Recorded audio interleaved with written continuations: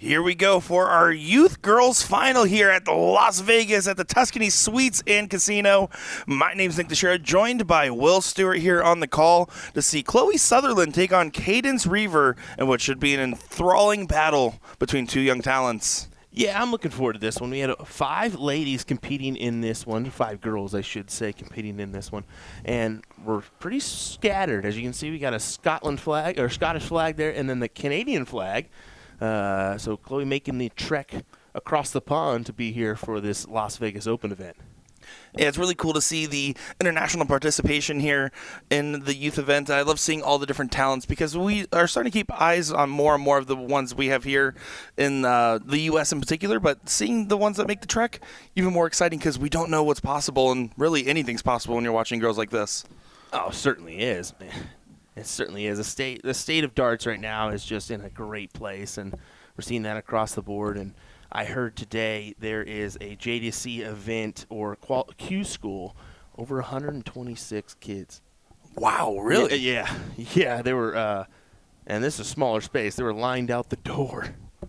That's crazy. That's exciting stuff, and I really hope to see more like Dart Academy style programs really start popping up here in North America. As I've been hearing more and more rumors of a couple, and I'm excited to see if that transpires because youth darts is the future of darts, as we clearly see with Luke Littler. Yeah, no doubt about that. New world champion, get out of here. 17 nuts. I've seen better. I'm just kidding. Well, Chloe leaves herself the 1-2-1 finish. Let's see how she goes about this. She's just gonna tee herself up. Yeah, see, fairly quick game here, quick pace. Yeah, you can see they're getting right to it. There's no waiting about and elongated setups. They're ready to throw darts. They get up to the board, get right at the action. Well, that's a new game, man. It's just quick pace, fun, and she's gonna get a look at tops here. Does sail a little bit high, so Caidynce will have an opportunity at 105. Still on. You can see a little bit of frustration on the face there, but now 40 gets another opportunity to go for Chloe. Just inside there, so back to Caidynce. So 87 is the look. She'll go the 17 route, 24 bull. Oh, she just foregoes, I think, or just a little bit. You can see that little ghost dart she threw there at the end. I'm sure she was just like, oh, well, that didn't come out of the hand, It had a little too much juice on it, but double 5 does go as Chloe gets leg number 1 on the board. Caidynce to take the throw here. And as you can see, she's going at the 19s there. But right off the bat, Chloe finding some success with a big 140. Yeah, beautiful way to kick things off and continuing the momentum from the previous leg. Having a little bit of trouble finding the 19s Rever is, but not far off. The grouping was beautiful. It's usually the better battle to win. If you get tight groupings, you can usually figure out how to move it to where you need to at some point. Yeah.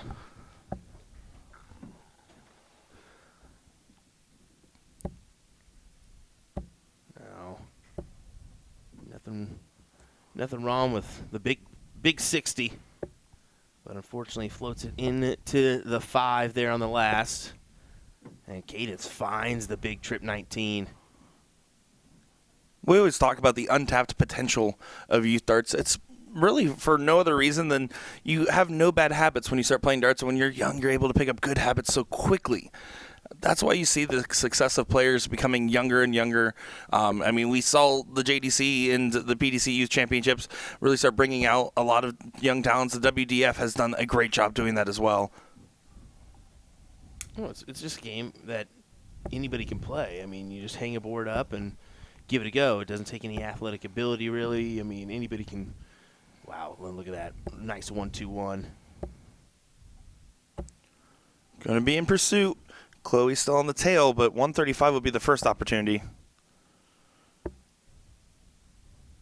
Yeah, shaking it out. I'll tell you what, one thing that is always prominent on a Canadian's dart jersey is that maple leaf, isn't it?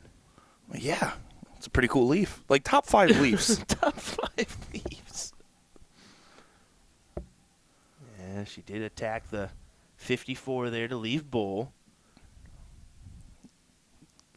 We'll leave 86, so yeah, right. Correct, 86. Well, 54 would leave 32, and how about this for Chloe? Double 12, just on the outside. Yeah, sailed away from her a bit there, but 82, 14 for tops route, or goes right at the bull. I love it. Yep, I love it. Now, she did miss into the 2. She needed that fat 17 to leave tops. That was the game plan there, but back to Chloe for double 12.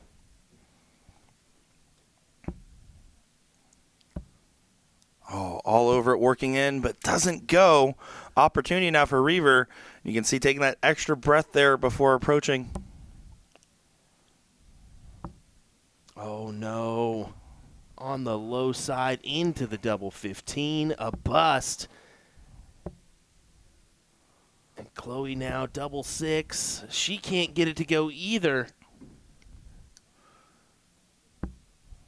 It's a little intense to be at this point. You have all the people watching in the background there. You want to put on a show.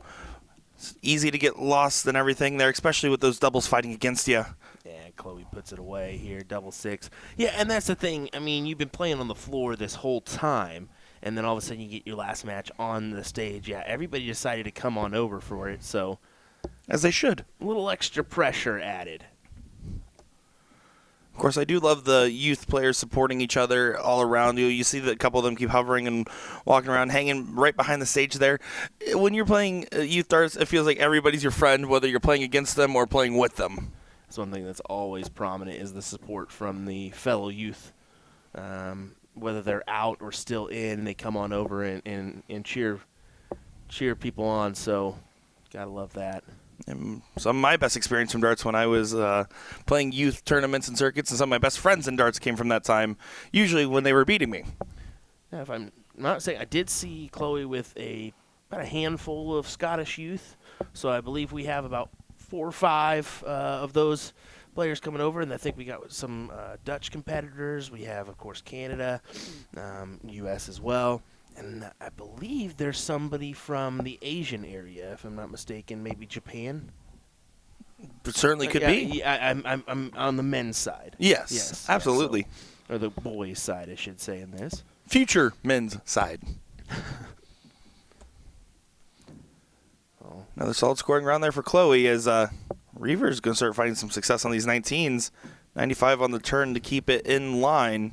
Well, she needs to. She's got that 2-0 disadvantage right now, and Chloe's looking to set up a checkout. Not quite on the 169 leave. I mean, that's always crummy when you hit that fat number that you didn't want with your last. Yeah, and Rever does leave a finish here at 150, and there's not much separating the two in the average, so anything can still happen in this matchup. Rever should be holding their head up high knowing that they have a chance to get a strike on this leg here, but they need to get this leg here. No doubt. No doubt. You can't go down 3-0 in a first to 4.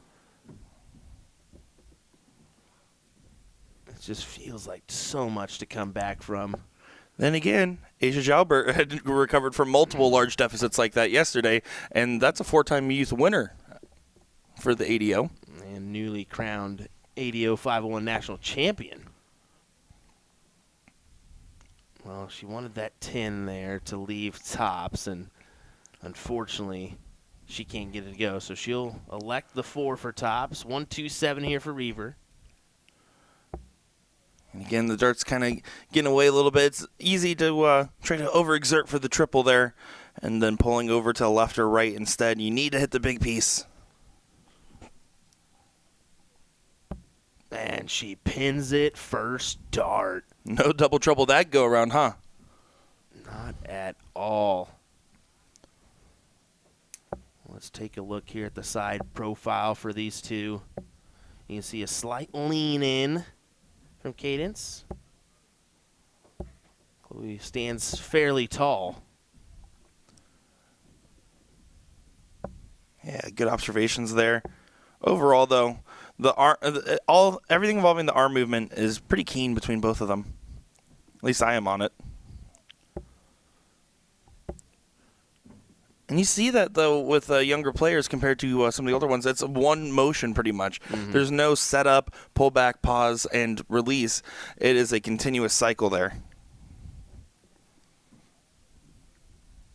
Which usually means you're trusting your arm feel the most.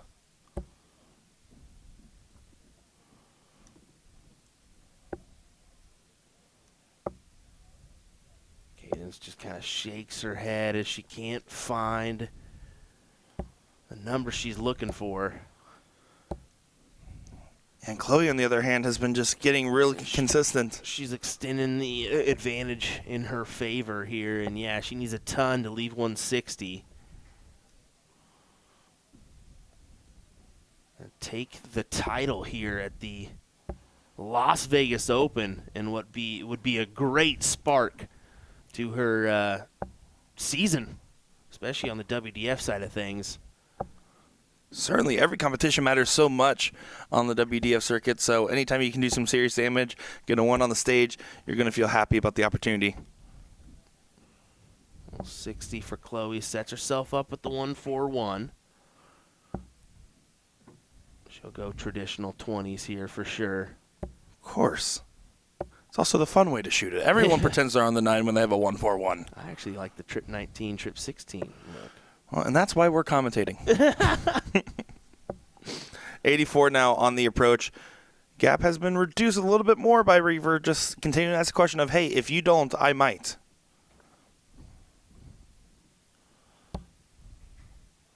That's all right. Another one. Oh, how about that way of attacking it, folks? Double top 4, double top. What a happy look. Accident turned into near success. What a look. But 20 for the match and a 4-0 win for Chloe Sutherland. Over to the 5. On the wire. Doesn't go quite yet. 99 has an opportunity. Rever to change their destiny in this tournament. Yeah, had to start downstairs. Now needs the trip 20. Can't get it to go. Back to Chloe for the title. Going right at it. And she pins it. And I love the fact that the dart goes in. There's no celebration. There's no blah. There's nothing. It's right to the opponent with a handshake immediately. And that's something you just have to appreciate between these young youth players. Fantastic stuff. And congratulations to Chloe, who is now a newly crowned Las Vegas Open champion.